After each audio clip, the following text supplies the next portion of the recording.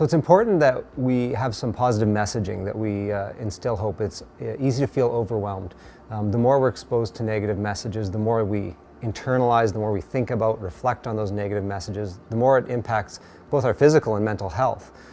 We also want to maintain a realistic outlook. I'm not talking about being unrealistically positive, but keeping in mind what are the good things in our lives that we still have, and focusing on those.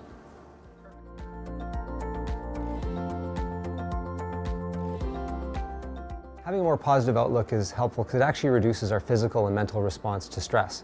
It'll help us cope with the things that are coming our way, but also minimize the impacts that those have on how we feel and how we react to what's going on around us.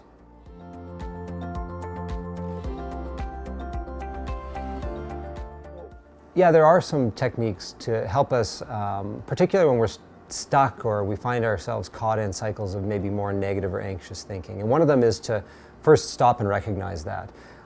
And the second is to try to ask what's going on around me, what's triggering this, what's making me feel that way, and then look at what are some alternative thoughts, what are more realistic thoughts. Oftentimes when we're feeling anxious or negative, we tend to over-exaggerate our worries and focus on the negative. And we want to have a realistic outlook that takes into account the positive aspects of a situation as well as the negative.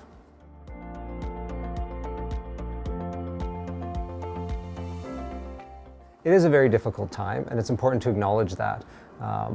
But we shouldn't forget the positive things in our life, the things that we care about, the things that bring us joy, like family and friends. It's important to acknowledge those things because they're true and because it actually helps us maintain our own health and response during this.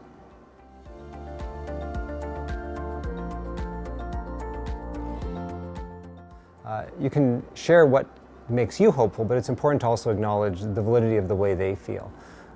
We're all going through a difficult time, and it's important that we support one another through this.